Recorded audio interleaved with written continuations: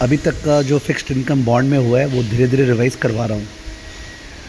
जो first section अपने किए थे पार्ट 1 बॉन्ड में, वो ये था कि अगर एक बॉन्ड अंडर प्राइस्ड है तो बाई करना चाहिए, ओवर प्राइस्ड है तो नहीं बाई करना चाहिए। अपने कैसे पता लगाएं कि एक बॉन्ड अंडर प्राइस्ड है या ओवर प्राइस्ड है? पता लगाने का मैंने बोला 2 तरीके हैं। जैसे कैपिटल बजटिंग में होता है कि अगर एक प्रोजेक्ट है और आपको पता लगाना है वायबल है कि नॉट वायबल है, तो 2 मेन तरीका है, एक है एनपीवी और एक आईआरआर। एनपीवी में अपने जो रिक्वायर्ड रेट ऑफ रिटर्न है, कॉस्ट ऑफ कैपिटल, उससे प्रोजेक्ट का कैश फ्लोज निकालते हैं पीवी, और उसके बाद उसको इनिशियल से माइनस करते हैं। बॉन्ड में भी वही करते हैं। बॉन्ड का जो फ्यूचर कैश फ्लोज है उसको जो रिक्वायर्ड रेट ऑफ रिटर्न है, माने यील्ड ऑन सिमिलर बॉन्ड्स, उससे प्रेजेंट वैल्यू निकालते हैं। पर इस बार माइनस करने के बजाय कंपेयर करते हैं प्राइस से, क्योंकि बॉन्ड ट्रेड होता है। तो अगर प्राइस कमती है as compare to intrinsic value, तो बॉन्ड अंडर प्राइस्ड है, वरना ओवर प्राइस्ड है। ये अपने किए थे 4 टाइप ऑफ बॉन्ड के लिए। पहला था ज़ीरो कूपन बॉन्ड, उस पर सिंगल कैश फ्लो है तो face value into discounting factor. दूसरा था परपेचुअल बॉन्ड, उस पर कूपन कूपन कूपन आता रहेगा, तो फॉर्मूला है A by I, coupon by I, I मतलब रिक्वायर्ड रेट ऑफ रिटर्न। और तीसरा था कन्वेंशनल बॉन्ड, जिसमें अपने पास कूपन अमाउंट से 120 120 120 आता रहेगा और लास्ट में रिडेम्पशन आएगा। तो मैंने टोन बोला था coupon amount into annuity factor plus redemption amount into discounting factor. Okay. और नॉन कन्वेंशनल बॉन्ड तो वो हो गया जिसमें अलग अलग कूपन हर साल हो सकता है या 2-3 बार में रिडीम होगा, तो उस पर कोई शॉर्टकट नहीं है। आपको कैबज के जैसे टेबल बनाना पड़ेगा, years, cash flow, discounting factor, present value, और आपका इंट्रिंसिक वैल्यू आ जाएगा। हर केस में इंट्रिंसिक वैल्यू को प्राइस से कंपेयर करना है। और एक चीज़ नोट करने लायक है, अगर बाई चांस उस बॉन्ड का ही वाईटीएम दे दिया कि एक बॉन्ड का वाईटीएम इतना चल रहा है और फिर अपने को निकालना है, तो उससे IV ज़ीरो नहीं आएगा, उससे प्राइस आएगा, प्राइस। ठीक है, तो कि price equal to PV of the cash flows. तो ये भी मैंने हाईलाइट किया था, लिखवाया भी था। उसके बाद मैंने ये समझाया कि जो मार्केट्स है उसमें लोग प्राइस वाइज बॉन्ड को कंपेयर नहीं करते हैं, लोग यील्ड वाइज करते हैं। मतलब बॉन्ड का जो प्राइस है उस पर क्या रिटर्न मिलेगा, यील्ड, जिसको अपने कैबज में आईआरआर बोलते हैं, जिसको अपने स्टॉक्स में एक्सपेक्टेड रिटर्न बोलते हैं, बॉन्ड में उसका नाम वाईटीएम है, यील्ड टू मैच्योरिटी। तो उसके लिए आउटफ्लो इक्वल टू इनफ्लो किया जाता है और वो मिसिंग रेट निकालना है। बट लकीली 3 टाइप के बॉन्ड्स, ZCB, परपेचुअल और कन्वेंशनल, तीनों में शॉर्टकट फार्मूलाज है। आउटफ्लो इक्वल टू इनफ्लो करने का रिक्वायरमेंट नहीं है। केवल अगर नॉन कन्वेंशनल बॉन्ड आ गया, जो कि मेरे को पता आएगा नहीं, तब जाके कैपिटल बजटिंग के जैसे अपने को आईआरआर निकालना पड़ेगा। तो वाईटीएम का फॉर्मूला अपना ZCB में था, फेस वैल्यू जो बाद में मिलेगा डिवाइड बाय अभी का price to the power 1/n-1। और परपेचुअल बॉन्ड में इट वाज I/P, I माने कूपन, P माने प्राइस। और कूपन बियरिंग बॉन्ड में it was I plus F-P/n divide by F+P/2। उसमें अगर पीरियोडिक है, जैसे 6-6 महीने का है, तो पहले 6 महीने का निकालना पड़ेगा, फिर इंटू 2 करेंगे तो एनुअल वाईटीएम आएगा। और अगर इफेक्टिव पूछ लिया तो जो 6 महीने का वाईटीएम आया उसको 1 प्लस दैट का होल स्क्वायर -1 करेंगे तो इफेक्टिव एनुअल आएगा। वाईटीएम को रिक्वायर्ड रेट ऑफ रिटर्न से कंपेयर करते हैं। अगर YTM is more than required rate of return, तब तो बॉन्ड अंडर प्राइस्ड है। If YTM is more than required rate of return, bond is over priced. काश आप लोग ये समझ पाओ कि ये सेम चीज़ हो रहा है जो पोर्टफोलियो में अल्फ़ा हुआ था। अल्फ़ा में ER को RE से कंपेयर करते थे और डिफरेंस को अल्फ़ा बोलते थे पोर्टफोलियो मैनेजमेंट में। पर यहाँ पे अल्फ़ा वर्ड नहीं यूज़ होता है, सीधा वाईटीएम को रिक्वायर्ड रेट ऑफ रिटर्न से कंपेयर करते हैं। उसमें और भी केसेस थे वाईटीएम में, खासकर कन्वेंशनल बॉन्ड में, कि अगर टैक्स दिया हुआ है तो अपने I into 1 minus income tax rate और F-P into 1 minus capital gain tax rate कर देते हैं। ये अप्रॉक्स आंसर आता है, बुक में और भी ट्रीटमेंट है, बट ये भी चलेगा। उसके बाद जाके अपने ट्रैक चेंज किए और अपने चालू कर दिए रिस्क एनालिसिस ऑफ बॉन्ड। तो रिस्क एनालिसिस ऑफ बॉन्ड में मैंने ये समझाया कि अगर आज आप बॉन्ड बाई करते हो, से 5 साल का बॉन्ड, तो हर दिन तो इंटरेस्ट रेट चेंज होता रहेगा ना, तो you never know interest rate बढ़ेगा या गिरेगा। तो इस कारण से अपने जब एक्टिव मैनेजमेंट करेंगे तो अपने को ये समझ में आएगा कि सर प्राइस और यील्ड में तो इन्वर्स रिलेशन है। तो जो एक्टिव मैनेजर है वो क्या करता है, वो जब इंटरेस्ट रेट गिरने वाला है उसको ऐसा लगता है तो लॉन्ग टर्म बॉन्ड बाई करता है, बिकॉज लॉन्ग टर्म बॉन्ड तेज़ी से बढ़ेगा। और अगर इंटरेस्ट रेट बढ़ने वाला है तो बॉन्ड प्राइस गिरने वाला है तो शॉर्ट टर्म बॉन्ड बाई करता है। तो active manager plays with interest rate. ये पार्ट वैसे प्रॉपरली हुआ नहीं है, बट मैंने इंट्रोडक्शन ऐसे दिया था। और जो पैसिव मैनेजर है उसको क्या चाहिए कि भाई अगर 13% YTM में मेरे को 13 कमाना है, ना 12.99 ना 13.01, तो मैं क्या ऐसा करूं जिससे मेरे को 13 मिलेगा।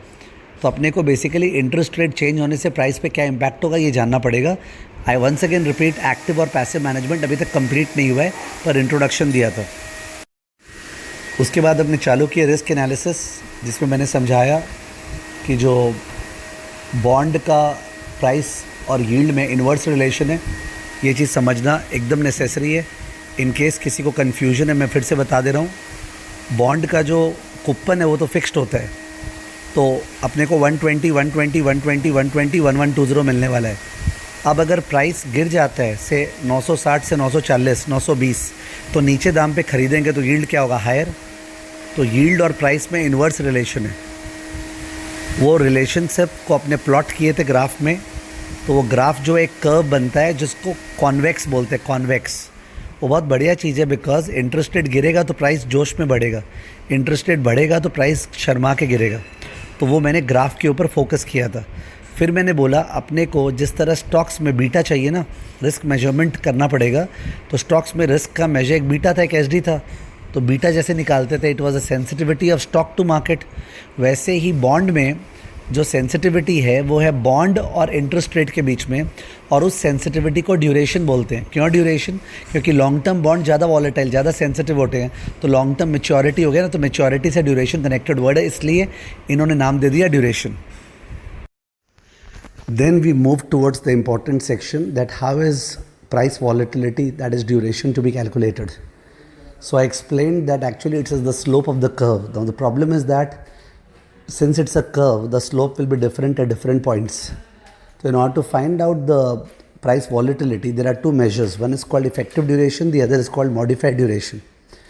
Effective duration जो है वो अपने slope का basic formula जो होता है y2 minus y1 by x2 minus x1 पे based है, और modified duration जो है वो derivative calculus से आया है, dp by dr upon price. तो इफ़ेक्टिव ड्यूरेशन निकालने के लिए अपने को यील्ड को शॉक देना पड़ेगा ऊपर और नीचे। वो शॉक एग्ज़ाम में दिया हुआ रहेगा अगर इफ़ेक्टिव ड्यूरेशन आएगा तो, जो कि अभी तक नहीं आया है। तो अपने क्लास पे लिए थे 80 बेसिस पॉइंट शॉक नीचे, 80 बेसिस पॉइंट शॉक ऊपर।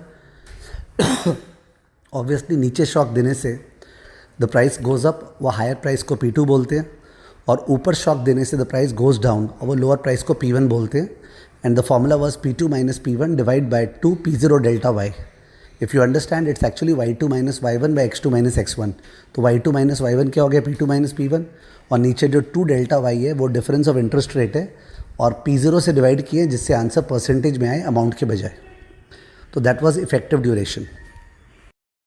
अब आ गए अपने मॉडिफाइड ड्यूरेशन में। मॉडिफाइड ड्यूरेशन के लिए मैंने बोला ये जो इक्वेशन होता है ना, price equal to C1 by 1 plus R, C2 by 1 plus R square, C3 by 1 plus R cube plus CN by 1 plus R power n। किसी ने इसका डेरिवेटिव किया DP बाई DR, और डेरिवेटिव करके जो रिजल्ट आया उसको प्राइस से डिवाइड कर दिया, तो उस केस में एक रिजल्ट आया। वो रिजल्ट अपने को याद करना है। वो रिजल्ट क्या था, summation WX by summation W, and नीचे में divide by 1 plus R, summation WX by summation W, नीचे में डिवाइड बाय 1 प्लस आर। तो जो फर्स्ट पार्ट है summation WX by summation W, वो थोड़ा सा इंट्यूटिव लगता है। उसमें क्या कर रहे हैं, अपने बॉन्ड का जो डिफरेंट टाइम्स है जहाँ पे पैसा आ रहा है, से 1 2 3 4 5 5 साल का बॉन्ड है, उनको X मान लेते हैं, और जो पैसा आ रहा है उसका जो प्रेजेंट वैल्यू है उसको W मान लेते हैं। तो we calculate the weighted average waiting time, कि कितना वेट करना पड़ रहा है बॉन्ड के कैश फ्लोज के लिए। तो वेटिंग टाइम, तो we prepare the 4 columns, years 1 2 3 4 5, cash flow से 120 120 120 120 1120, third column present value at YTM, वो W हो गया, और लास्ट कॉलम WX। तो उससे अपना वेटेड एवरेज ड्यूरेशन आ जाता है।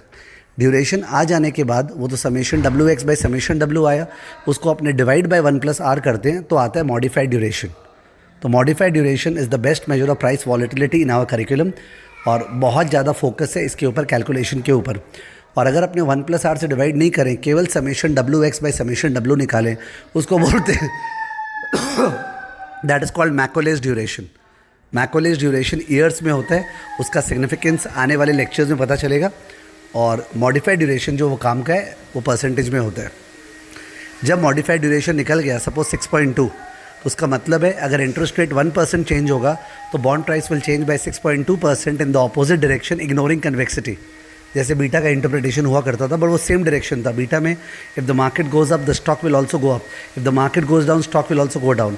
पर बॉन्ड में सिंस इन्वर्स रिलेशन है, therefore in the opposite direction. Also अपने को पता है इंटरेस्ट रेट गिरने से बॉन्ड ज़्यादा बढ़ेगा, बढ़ने से कमती गिरेगा। बट अपने जो निकाल रहे हैं स्लोप वो स्ट्रेट लाइन के हिसाब से निकाल रहे हैं, कन्वेक्सिटी इग्नोर किया जा रहा है। फिर उसका आपने प्रैक्टिस करते गए क्वेश्चंस, बहुत सारे टाइप के क्वेश्चंस, जिसमें बताया कि ZCB जो है उस पर तो एक ही कैश फ्लो सीधा लास्ट में मिल रहा है, तो ZCB का Macaulay's duration is equal to maturity. पर जो कन्वेंशनल बॉन्ड है उसका अपने को summation WX by summation W करके निकालना पड़ेगा। Now we move to active and passive management. Okay, bond में एक्टिव और पैसिव मैनेजमेंट। एक्टिव मैनेजमेंट का सम एक बार आया हुआ है बहुत पुराना, और पैसिव मैनेजमेंट का तो अभी अभी आया था। एक्टिव मैनेजमेंट का मतलब होता है सिंपल कि मेरे को इंटरेस्ट रेट फोरकास्ट करना है कि वेदर इंटरेस्ट रेट फॉल करने वाला है या राइज करने वाला है। If interest rate is going to fall, bond price is going to rise, correct. So we want to enjoy the rise, तो अपने और वॉलेटाइल बॉन्ड में जाना चाहेंगे, मतलब लॉन्ग टर्म बॉन्ड। यानी अपने को एक बॉन्ड पोर्टफोलियो दिया रहेगा, से bond A B C D E, पांचों का मार्केट वैल्यू क्या है। ऐसे बॉन्ड A का 400 करोड़, बॉन्ड B का 350 करोड़, बॉन्ड C का 800 करोड़, बॉन्ड D का 200 करोड़, बॉन्ड E का 1000 करोड़। मार्केट वैल्यू बोल रहा हूँ, फेस वैल्यू नहीं। तो पांचों का ड्यूरेशन पता है, तो अपने ड्यूरेशन ऑफ पोर्टफोलियो निकाल लिए। ठीक है, ड्यूरेशन ऑफ पोर्टफोलियो मतलब वेटेड एवरेज। वेट्स क्या लेंगे, मार्केट वैल्यू, मार्केट प्राइस नहीं, फेस वैल्यू नहीं, मार्केट वैल्यू जितना है हर में जो इन्वेस्ट किए। तो duration of portfolio suppose 6.2 years आया। अब सब में बोला है इंटरेस्ट रेट फॉल करने वाला है, तो क्या करना चाहिए। तो इंटरेस्ट रेट फॉल करने वाला है तो बॉन्ड प्राइस बढ़ने वाला है, तो अपने को फ़ायदा उठाने के लिए ड्यूरेशन को बढ़ाना है, बिकॉज ड्यूरेशन वॉलेटिलिटी होता है ना, ज़्यादा जोर से बढ़ेगा। तो अपने शॉर्ट टर्म बॉन्ड से लॉन्ग टर्म बॉन्ड में जाएंगे। We will shift our money from short term bond to long term bond. इसमें कोई प्रैक्टिकल नहीं है, थियरी है, ठीक है ना। ठीक उल्टा इंटरेस्ट रेट बढ़ने वाला है बोलेगा, तो इंटरेस्ट रेट बढ़ने वाला है तो बॉन्ड प्राइस गिरने वाला है, तो लॉस हो जाएगा। तो अपने को ड्यूरेशन ऑफ पोर्टफोलियो कम करना है। ये वही बंदा नहीं समझ रहा है जो नहीं समझ रहा है कि ड्यूरेशन माने वॉलेटिलिटी, कि इंटरेस्ट रेट बढ़ेगा बॉन्ड प्राइस गिरेगा तो कमती गिरे, तो कमती ड्यूरेशन चाहिए, तो अपने लॉन्ग टर्म बॉन्ड से शॉर्ट टर्म बॉन्ड में जाएंगे। ठीक है, तो this is active portfolio management. इसका एक सम जो एग्जाम में आया हुआ है उसका सॉल्यूशन एम्बिगुअस था। एम्बिगुअस का मतलब याद होगा कि आपको सॉल्यूशन वही करना है, रट के जाना है, क्योंकि उस सम में वो लोग फेस वैल्यू के हिसाब से वेट्स दे दिया था, मतलब उसमें फेस वैल्यू सबका बराबर था, शायद 5-5 करोड़ था, तो उन्होंने सिंपल एवरेज कर दिया था ड्यूरेशन ऑफ पोर्टफोलियो, जबकि duration of portfolio weighted average होता है। कोई नया सम आता है तो आपको करेक्ट करना है, ठीक है ना। तो एक्टिव पोर्टफोलियो मैनेजमेंट का एक सम किए थे। अब पैसिव पोर्टफोलियो मैनेजमेंट जिसका रिसेंटली सम आया था, उसके लिए ये समझना पड़ेगा कि ड्यूरेशन इम्यूनाइजिंग पीरियड होता है। जो मैकोलेस ड्यूरेशन है that is the immunising period.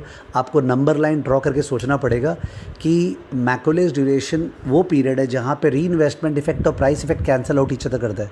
यानी कि जो बीच का पैसा अपने री इन्वेस्ट कर रहे हैं और अगर अपने बीच में सेल कर रहे हैं बॉन्ड को, तो जो प्रेजेंट वैल्यू करके सेल कर रहे हैं वो री इन्वेस्टमेंट इफेक्ट और प्राइस इफेक्ट कटता है। एंड अगर अपने बॉन्ड को होल्ड करेंगे फॉर द मैकोलेस ड्यूरेशन, तो उस केस में अपना realised yield will be equal to promised YTM। Realised yield is equal to promised YTM। जो YTM सोचे थे वही रियलाइज़ होगा, ठीक है। तो इस पे सम्स कैसा आता है, सम में अपने को दिया रहेगा कि भाई हमारा अपॉर्चुनिटी कॉस्ट ऑफ फंड्स 12% है, यानी हमको 12% कमाना है। अब हमारी कुछ लायबिलिटीज़ है, सपोज़ 1 साल बाद, 2 साल बाद, 3 साल बाद, 4 साल बाद, 5 साल बाद कितनी लायबिलिटीज़ है वो दिया रहेगा। अपने 4 कॉलम बना के ड्यूरेशन ऑफ लायबिलिटी निकाल लेंगे DL। कभी कभी सम और इजी होता है, लायबिलिटी नहीं दिया रहता है, बोलता है हमारा इन्वेस्टमेंट होराइजन 3 साल है, मतलब बोलना चाह रहा है हमारा सिंगल लायबिलिटी 3 साल के बाद है, तो बहुत बढ़िया बात है। DL निकालना नहीं है, दिया हुआ है, ठीक है। तो या तो DL निकालना पड़ेगा summation WX by summation W, या बोलेगा इन्वेस्टमेंट होराइजन 3 ईयर्स है। अब अपने को इम्यूनाइज करने के लिए DA इक्वल टू DL करना पड़ेगा, duration of asset equal to duration of liability. तो उसके लिए अपने को 2 बॉन्ड्स दिए रहेंगे, बॉन्ड X और बॉन्ड Y। तो बॉन्ड X और बॉन्ड Y अगर दोनों ZCB हुए तब तो उनका मैच्योरिटी उनका ड्यूरेशन है, पर उनमें दोनों में से कोई कूपन बेयरिंग बॉन्ड हुआ तो उनका ड्यूरेशन निकालना पड़ेगा। तो सपोज़ बॉन्ड X का ड्यूरेशन 1 साल है, बॉन्ड Y का ड्यूरेशन 5 साल है, पर आपको तो 3 साल चाहिए, तो आपको बॉन्ड X और बॉन्ड Y का वेटेड एवरेज करना है जिससे कि 3 साल आ जाए। WX into DX plus WY into DY is equal to 3 और सॉल्व फॉर वेट्स, ठीक है। तो DA इक्वल टू DL का सम होता है। 2-3 सम कराया हुआ है मेरा, ठीक है। डेफिनेटली वो सम देख के जाना है, ज़्यादा प्रैक्टिस का स्कोप नहीं है। This was active and passive bond portfolio management. एक स्पेशल टाइप का सम था वैल्यूएशन के ऊपर, क्लीन प्राइस और डर्टी प्राइस। क्लीन प्राइस और डर्टी प्राइस सिंपल वो क्या है कि अपने को bond valuation has to be done in between coupon date. Suppose the coupon date of a bond are 30th June and 31st December, and June and December, but अपने खड़े हैं on the 1st of March. कहाँ खड़े हैं? 1st of March, ठीक है। तो अपने को बॉन्ड वैल्यूएशन करने बोलेगा। तो अपने कैसे बॉन्ड वैल्यूएशन करते हैं, दो में से एक तरीका है। मैंने किस बैच में क्या तरीका कराया ये मेरे को याद नहीं है, ठीक है। तो मैं दोनों तरीका रिपीट कर दे रहा हूँ। मेथड 1 ये है कि आप ये इमेजिन करो कि आप नेक्स्ट कूपन डेट पे खड़े हो। मेरे ख्याल से ये मैंने हिंदी वाले बैच में कराया था, जो हिंदी प्लस इंग्लिश बैच था, कि 1 मार्च को पूछा है, बट आप 30th जून को खड़े हो जाओ और 30th जून को खड़े होके बॉन्ड वैल्यूएशन करो, coupon amount into annuity factor plus redemption amount into discounting factor. वो आ गया, उसमें 30th जून का जो कूपन है वो जोड़ दो। ओके, वो इंपॉर्टेंट स्टेप है, वो लोग भूल जाते हैं। जोड़ने के बाद जो आया आंसर उसको 4 महीना पीछे टानना है। कितना महीना? 4 महीना पीछे टानना है उसको। तो ये जो आया, ये आया फुल प्राइस। फुल प्राइस मतलब जो 2 महीना था जैन फेब, उसका अक्रूड इंटरेस्ट को लेके, अब इसमें से जैन फेब का कूपन लेस कर दो तो आ जाएगा क्लीन प्राइस। ओके, जो इंग्लिश वाला बैच था उसमें शायद मैंने ऐसे कराया, वो उससे भी सेम आंसर आएगा कि 1 मार्च को वैल्यूएशन पूछा है तो आप प्रीवियस कूपन डेट पे खड़े हो जाओ, स्टैंड ऑन द 1 जैन, ठीक है। और 1 जैन को bond valuation is coupon amount into annuity factor plus redemption amount into discounting factor. Calculate the bond value on 1 Jan. Okay, आ गया।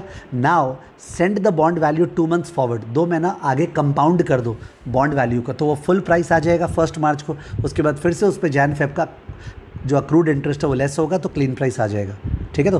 तो ये इंपॉर्टेंट डिफरेंशियल सम था, मैं भूल गया था, तो मैंने शॉर्ट फास्ट बोला है बिकॉज आपका बहुत ज़्यादा टाइम जाना भी उचित नहीं होगा। इट इज़ बिलीव्ड दैट आप इस ऑडियो की मदद से you will look into the copy, you will look at the question, you will understand, and perhaps you will listen to the audio again and then look at the copy and you will understand. So there is an effort required, okay, on your part to ensure that अगर fast audio लगे तो आप उसको question के practice के help से समझ सको। Now let's come to term structure of interest rate. जो term structure of interest rate है that I had done Hindi वाले बैच में डेरिवेटिव्स के अंदर, और इंग्लिश वाले बैच में मैंने बॉन्ड के अंदर ही करवाया है। डजेंट मैटर जहाँ भी करवाया है, आप इस ऑडियो के साथ वहाँ रेफ़र कर लेना। तो term structure of interest rate क्या बोलता है? That the interest rate is a function of maturity. 1 year interest rate is different, 2 year interest rate is different, 3 year interest rate is different, 4 year interest rate is different, because हर एक maturity में demand supply से interest rate determine होता है। तो अपने spot rate क्या होता है? R01, R02, R03, R04। R04 का मतलब क्या हुआ? आज 4 साल का रेट पर एनम। R05 क्या हुआ? आज 5 साल का रेट पर एनम, ठीक है। तो ये स्पॉट रेट्स होता है।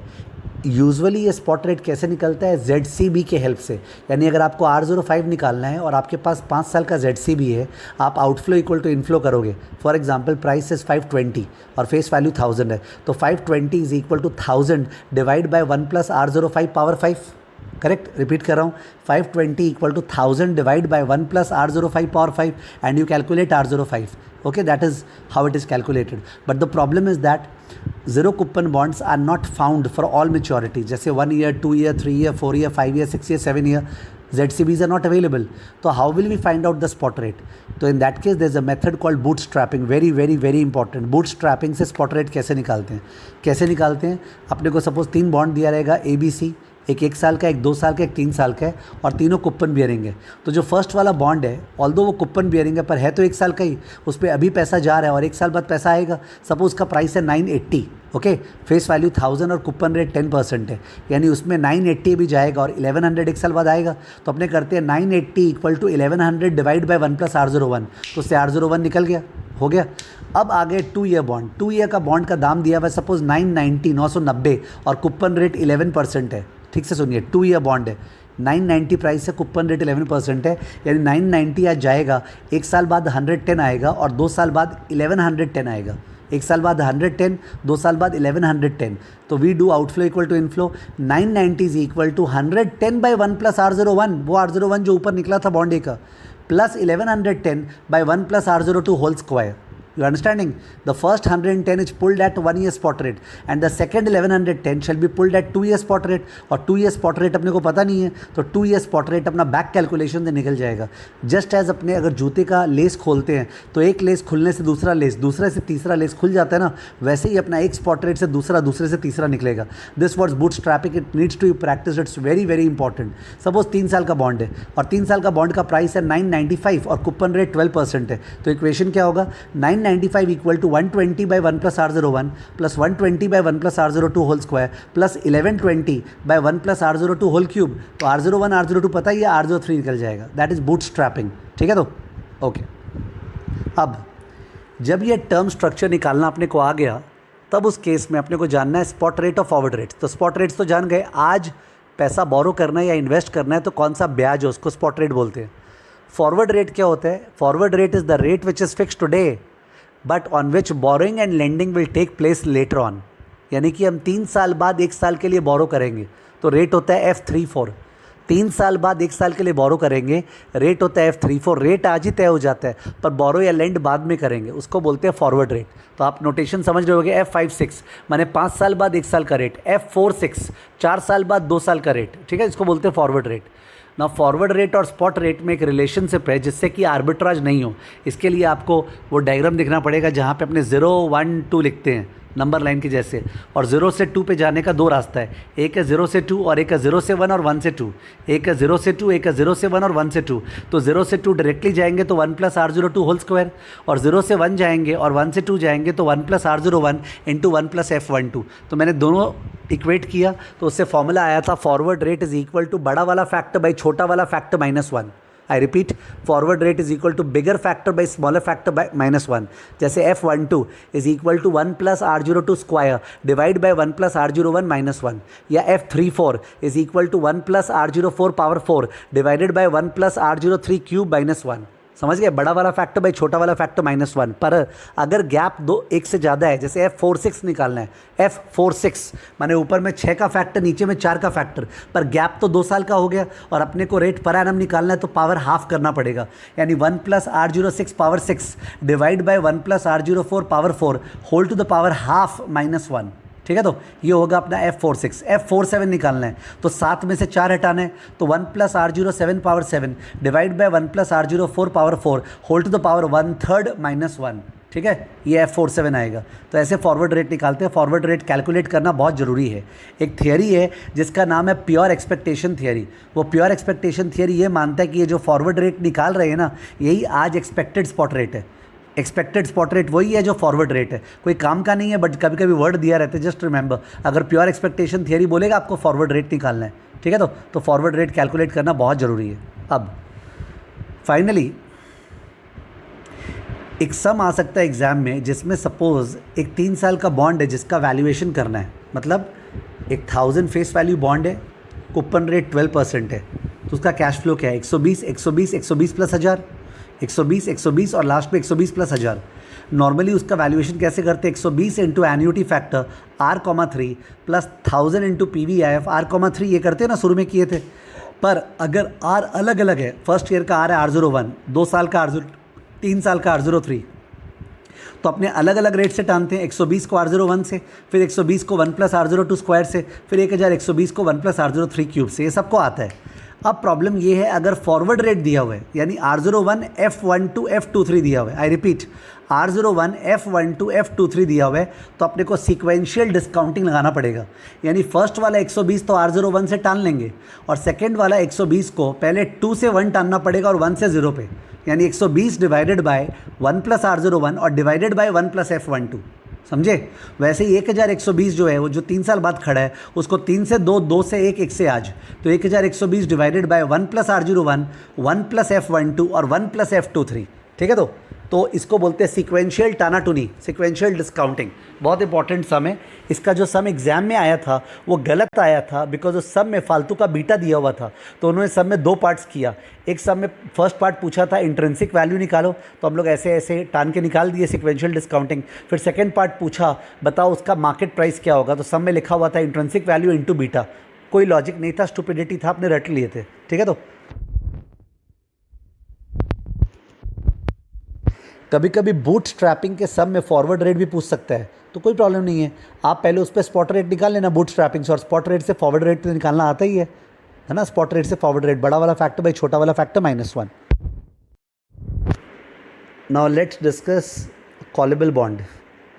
तो कॉलेबल बॉन्ड एक ऐसा बॉन्ड है जिसमें कंपनी चाहे तो बॉन्ड को मैच्योरिटी के पहले ही कॉल कर सकता है, यानी कि बाई कर सकता है इन्वेस्टर्स से at a predetermined price known as the call price. जैसे 30 साल का बॉन्ड है और कंपनी चाहे तो 5 साल बाद उसको प्रीमियम पे कॉल कर सकता है, ऐसे 1140 पे कॉल कर सकता है। 1000 का बॉन्ड है ना, 1140 पे कॉल कर सकता है। तो 30 साल का बॉन्ड है, 1000 रुपये फेस वैल्यू और सपोज़ 12% कूपन, ठीक है। तो कंपनी को 30 साल तक 120 देना है, पर लिखा हुआ है बॉन्ड के इंडेंचर में कि कंपनी चाहे तो 5 साल में बॉन्ड को 14% प्रीमियम यानी 1140 पे कॉल कर सकता है। इसको बोलते हैं कॉलेबल बॉन्ड। कंपनी जाहिर है कॉल ऑप्शन कब एक्सरसाइज करेगा, कंपनी कॉल ऑप्शन तब एक्सरसाइज करेगा if interest rate falls. Suppose interest rate 10% या 8% हो गया, तो कंपनी क्या करेगा, 5 साल बाद नया बॉन्ड इशू कर देगा बाजार में 8 या 10% पे, और उस पैसे से पुराना बॉन्ड रिफंड कर देगा, जिससे कि आने वाले 25 साल ब्याज बचेगा ना। तो अपने से एग्जाम में एक क्वेश्चन पूछता है, वेरी वेरी इंपॉर्टेंट सम, बॉन्ड रिफंडिंग डिसीजन, कि क्या कंपनी को 5 साल बाद, 5 साल बीत गया है, क्या बॉन्ड रिफंड करना चाहिए, ओके कॉल करना चाहिए। तो अपने उसमें एनपीवी निकालते हैं, NPV of the bond refunding decision. कैसे निकलते हैं, x into annuity factor -y, x into annuity factor -y। X क्या हो गया, एनुअल सेविंग्स जो 25 साल तक होगा, और वाई क्या होगा, जो आज इनिशियल इन्वेस्टमेंट हो रहा है। कहाँ खड़े आज बने, 5 साल बाद जहाँ खड़े हैं ना, वहाँ पे कॉल करने के लिए इनिशियल इन्वेस्टमेंट क्या होगा, वाई है, ठीक है। तो और एक आर रेट है और एन 25 है। तो आर कौन सा रेट होगा पहले ये समझ ले। जो एनपीवी निकालना है उस पर डिस्काउंट रेट होगा the company's post tax cost of debt. Company का post tax cost of debt दिया रहेगा, वो डिस्काउंट रेट होगा। अगर post tax cost of debt नहीं दिया हुआ है तो जो नए वाले बॉन्ड को इशू करने वाले उसका जो कूपन रेट है उसका पोस्ट टैक्स केडी होगा, ठीक है। से नए वाले बॉन्ड को 8% कूपन पे इशू करने वाले, तो 8 का post tax is what, KD, ठीक है। अब एक्स और वाई निकालना है। एक्स क्या हो गया, एनुअल सेविंग्स, और वाई क्या हो गया, इनिशियल इन्वेस्टमेंट। चलिए पहले एक्स का बात कर लें। एक्स को निकालने के लिए आप पहले लॉजिक समझो। ओल्ड वाला बॉन्ड का कूपन रेट 12% था, अगर वो अपने चलाते रहते तो 12% कूपन जाता, और नए वाले बॉन्ड का कूपन रेट केवल 8% है, तो यही तो सेविंग्स आ रहा है। इसको निकालने के लिए मेरा जो तरीका है प्रेजेंटेशन वो ये है कि we draw 3 columns. First column particular, second column old bond bracket if not called, last column new bond. तो अपने फर्स्ट आइटम लिखेंगे पोस्ट टैक्स कूपन अमाउंट, तो ओल्ड बॉन्ड पे 12% of the face value into 1 - t, और new bond पे 8% of coupon face value into 1 - t, correct. Second है annual tax shield on amortisation of discount and flotation cost. Her bond जब issue होता है उस समय अगर डिस्काउंट और फ्लोटेशन कॉस्ट लगता है वो over the life of the bond PL में डेबिट होता है, तो उसके ऊपर टैक्स शील्ड जो बचता है, ओके। तो ओल्ड बॉन्ड पे 30 साल का जो पीरियड था उसमें जो एनुअल डिस्काउंट और फ्लोटेशन कॉस्ट उसके ऊपर टैक्स शील्ड। न्यू बॉन्ड तो 25 साल का है तो उसका जो डिस्काउंट बाय 25 या flotation cost by 25 into tax rate. तो ये 2 आइटम लिखे, उसके बाद तो दोनों आइटम लेस कर देंगे तो निकल जाएगा ओल्ड बॉन्ड का नेट अमाउंट, न्यू बॉन्ड का नेट अमाउंट। ओल्ड बॉन्ड का जो नेट अमाउंट निकलेगा वो बड़ा निकलेगा, पर वो तो बच रहा है बिकॉज ओल्ड बॉन्ड अपने रिफंड कर रहे हैं तब से देना बंद, और न्यू बॉन्ड का चालू हो रहा है, तो ओल्ड माइनस न्यू करेंगे सेविंग्स आ जाएगा, ये एक्स है। अब बात आ रहा है वाई कैसे निकालेंगे। तो जो वाई है वो है इनिशियली, यानी आज जब 5 साल बाद बीत गया है तो क्या इन्वेस्टमेंट हो रहा है, क्या इन्वेस्टमेंट हो रहा है। इन्वेस्टमेंट सबसे बड़ा क्या हो रहा है, ओल्ड बॉन्ड को 1140 रिफंड करना पड़ रहा है। तो नंबर 1 1140 रुपया जा रहा है into number of bonds. Number 2 नया बॉन्ड जब इशू किए तो तुरंत ओल्ड बॉन्ड को रिफंड नहीं कर पाए, 1-2 महीना लग गया, ओके। ओवरलैपिंग पीरियड है, तो ओवरलैपिंग पीरियड में ओल्ड बॉन्ड पे जो पोस्ट टैक्स कूपन जा रहा है, ओवरलैपिंग पीरियड 2 महीने का जो ओल्ड बॉन्ड पे पोस्ट टैक्स कूपन जा रहा है, कूपन उसको बोलते हैं अपने post tax overlapping post tax coupon, ठीक है। तो for the overlapping period on the old bond, तो ये जो पोस्ट टैक्स कूपन है ये आउटफ्लो है, और इसको भी अपने ऐड करेंगे आउटफ्लो के अंदर। अब इनफ्लो क्या क्या है, सबसे बड़ा इनफ्लो है कि जो नया बॉन्ड अपने इशू कर रहे हैं वो नया बॉन्ड का अपना कैश फ्लो आएगा, तो नया बॉन्ड का नेट प्रोसीड्स माने डिस्काउंट फ्लोटेशन कॉस्ट काटते हुए वो इनफ्लो है। दूसरा, ओल्ड बॉन्ड पे जो 140 रुपये एक्स्ट्रा दे रहे हैं ना कॉल प्रीमियम, वो तुरंत पीएल में डेबिट होगा, उसके ऊपर टैक्स शील्ड, तो tax shield on call premium. तीसरा, जो अपना ओल्ड बॉन्ड था उस जो जब इशू हुआ था 5 साल पहले, उस समय उस पर जो डिस्काउंट और फ्लोटेशन कॉस्ट हुआ था वो तो धीरे धीरे पीएल में डेबिट हो रहा होगा, एमोटाइज हो रहा होगा। 30 सालों तक एमोटाइज होने का बात था, पर 5 साल में उसको कॉल कर रहे हैं तो 25 साल को तो एमोटाइज होना बाकी है ना, उसको बोलते हैं अनएमोटाइज्ड डिस्काउंट और फ्लोटेशन कॉस्ट। ठीक है, तो वो वाला अमाउंट तुरंत पीएल में डेबिट होता है, उस पर टैक्स शील्ड बचता है। ठीक है, मैंने tax shield on the unamortised discount and flotation cost on the old bond, ये भी इनफ्लो है। तो 3 इनफ्लो है, 2 आउटफ्लो है। आउटफ्लो माइनस इनफ्लो करके वही निकल जाता है, फिर अपने एनपीवी निकाल लेते हैं। ऑफकोर्स आपको प्रैक्टिस करना पड़ेगा, केवल ऑडियो सुनने से होगा नहीं। कॉलेबल बॉन्ड से ठीक उल्टा बॉन्ड था एक्सटेंडेबल बॉन्ड। एक्सटेंडेबल बॉन्ड एक ऐसा बॉन्ड है जिस पे कंपनी चाहे तो बॉन्ड के मैच्योरिटी के बाद बॉन्ड को रोल ओवर कर सकता है। जैसे 6 साल का बॉन्ड है तो 6 साल बाद कंपनी बोलेगा नहीं पैसा नहीं देंगे और 6 साल बाद देंगे। ठीक है, एक्सटेंडेबल बॉन्ड। तो एक्सटेंडेबल बॉन्ड में कंपनी एक्सटेंड तब करेगा अगर इंटरेस्ट रेट बढ़ गया तो, बिकॉज अगर इंटरेस्ट रेट 6 साल बाद बढ़ गया है, से 12% ओल्ड बॉन्ड का कूपन था और 14-15% हो गया, तो कंपनी क्यों फालतू में नया बॉन्ड इशू करेगा 15% पे और ओल्ड बॉन्ड को रिडीम करेगा। कंपनी बोलेगा नहीं, हम ओल्ड बॉन्ड को ही चलाएंगे। ठीक है, तो उसको बोलते हैं एक्सटेंडेबल बॉन्ड। उसका आपने एक सम बुक से किए थे, वो आप देख लीजिएगा। सम आरटीपी का है, आया हुआ नहीं है, but then I think it should be seen. उसके अलावा एक पुटेबल बॉन्ड होता है, जिससे कुछ आया हुआ नहीं है, बट आइडिया के लिए पुटेबल बॉन्ड एक ऐसा बॉन्ड है जिसमें इन्वेस्टर के पास पुट ऑप्शन है, यानी investor has the right to sell the bond prior to maturity. Callable bond में तो company has the right to buy the bond prior to maturity, puttable में investor has the right to sell the bond prior to maturity. ठीक है, तो और finally अपने किए थे क्या बोलते हैं, फ्लोटिंग रेट बॉन्ड। जो फ्लोटिंग रेट बॉन्ड है, it is a bond in which जो कूपन रेट है वो फ्लोट करता है, यानी वो मार्केट रेट के बराबर होगा। सपोज लिबर प्लस 2%, जो कूपन रेट है फिक्स नहीं है, वो मार्केट रेट के बराबर होगा। सिंस वो मार्केट रेट के बराबर होगा तो फ्लोटिंग रेट बॉन्ड हमेशा पार पे ट्रेड होगा। ऑन एवरी रीसेट डेट वो पार पे ट्रेड होगा, क्योंकि मार्केट में इंटरेस्ट रेट बढ़ा तो नॉर्मली तो बॉन्ड प्राइस गिर जाता है, फ्लोटिंग रेट बॉन्ड का दाम गिरता नहीं है, बिकॉज मार्केट का इंटरेस्ट रेट बढ़ा तो कूपन रेट भी बढ़ गया, मार्केट का इंटरेस्ट रेट गिरा तो कूपन रेट भी गिर गया, तो बॉन्ड पार पे ट्रेड होता है। ठीक है, फ्लोटिंग रेट बॉन्ड। और फ्लोटिंग रेट बॉन्ड में कैप फ्लोर भी हो सकता है। कैप मतलब अपर लिमिट, फ्लोर बने लोअर लिमिट, और कॉलर मतलब दोनों का कॉम्बिनेशन। पर फ्लोटिंग रेट बॉन्ड का सम नॉर्मली आता नहीं एग्जाम में, फिर भी आपको कॉन्सेप्ट पता होना चाहिए कि फ्लोटिंग रेट बॉन्ड में एडवांस्ड सेट पेएबल इन अरियर, ये वाला कॉन्सेप्ट है। विच मीन्स अगर सेमी एनुअल कूपन है तो जैन टू जून का कूपन जैन में डिसाइड होता है, जून में पे होता है। जुलाई टू दिसंबर का कूपन जुलाई में डिसाइड होता है, दिसंबर में पे होता है, एंड सो ऑन। ठीक है ना, okay. Finally the last topic is convertible bond. जो कन्वर्टेबल बॉन्ड अपने करिकुलम में है, that is optionally convertible bond, यानी कि the investor has the choice to decide whether to convert the bond into shares resulting in conversion value, और to hold the bond is non convertible resulting in investment value. तो optionally convertible bond का 2 value है, एक है conversion value या stock value बोलते हैं, assuming that investor convert कर रहा है। उसका फॉर्मूला है N/S, number of shares into share price. Number of shares को कन्वर्जन रेशियो ही बोलते हैं। और दूसरा वैल्यू है उसका इन्वेस्टमेंट वैल्यू, मतलब मान लीजिए कि नॉन कन्वर्टेबल है तो present value of the coupon and redemption करके जो आएगा वो इन्वेस्टमेंट वैल्यू हो गया। जाहिर है इन्वेस्टर बढ़िया वाला ऑप्शन चुनेगा, तो दोनों में से जो हायर है वो फ्लोर वैल्यू होता है। और सिंस इन्वेस्टर इंजॉय कर रहा है ऑप्शन कन्वर्ट करने का, इसलिए इन्वेस्टर को थोड़ा सा एक्स्ट्रा देना पड़ता है, उसको बोलते हैं ऑप्शन प्रीमियम। सो मैंने फॉर्मूला लिखाया था, price of the optionally convertible bond is equal to floor value plus option premium. Floor value क्या हो गया, higher of conversion value and investment value. ठीक है ना, पर valuation of optionally convertible bond से सम आता नहीं है। सम जो आता है वो फीचर्स से आता है। फीचर्स बहुत बोरिंग था, बट बहुत स्कोरिंग और एग्जाम में आता है। फीचर्स क्या था कि आपको निकालने बोलेगा प्रीमियम ओवर कन्वर्जन वैल्यू, यानी बॉन्ड प्राइस कन्वर्जन वैल्यू से कितना परसेंटेज ज़्यादा है, तो bond price minus conversion value by conversion value into 100। कभी कभी ये लोग बॉन्ड प्राइस से निकाल के डिवाइड करते हैं, मैंने दोनों आंसर लिखने बोला था। वैसे प्रीमियम और इन्वेस्टमेंट वैल्यू, यानी bond price minus investment value by investment value into 100। ठीक है ना, इसी में कभी कभी पूछते हैं percentage of down side risk, यानी कि बॉन्ड कितना गिर सकता है, तो बॉन्ड तो इन्वेस्टमेंट वैल्यू के नीचे नहीं जा सकता है, तो वही है bond price minus investment value by bond price into 100। ठीक है, उसके अलावा लोग पूछते हैं कि भाई कन्वर्जन पैरिटी प्राइस क्या है, मतलब वो कौन सा शेयर का दाम है जिस पे बॉन्ड का प्राइस कन्वर्जन वैल्यू के बराबर हो जाए, तो फॉर्मूला क्या है, bond price divided by N. ठीक है, कन्वर्जन पैरिटी प्राइस। उसके अलावा they ask us annual cash flow differential, मतलब बताइए बॉन्ड से कितना एक्स्ट्रा कूपन मिल रहा है एज़ कम्पेयर टू डिविडेंड जो मिल रहा है शेयर्स से, तो बॉन्ड का coupon income minus dividend income from the N shares. उसके अलावा पूछते हैं बताइए पेबैक या ब्रेक इवन पीरियड क्या है, तो पेबैक या ब्रेक इवन पीरियड मतलब जो बॉन्ड में एक्स्ट्रा पैसा शुरू में दिए एज़ कम्पेयर टू जो शेयर्स बाई कर सकते थे, वो पैसा एनुअल कैश फ्लो डिफरेंशियल से कितने सालों में रिकवर हो जाएगा, तो फॉर्मूला था bond price minus conversion value divide by annual cash flow differential. ठीक है। मोनोटोनस फॉर्मूला बेस्ड था पर छोड़ना नहीं चाहिए, बहुत इंपॉर्टेंट सेक्शन था कन्वर्टेबल बॉन्ड का, ठीक है ना।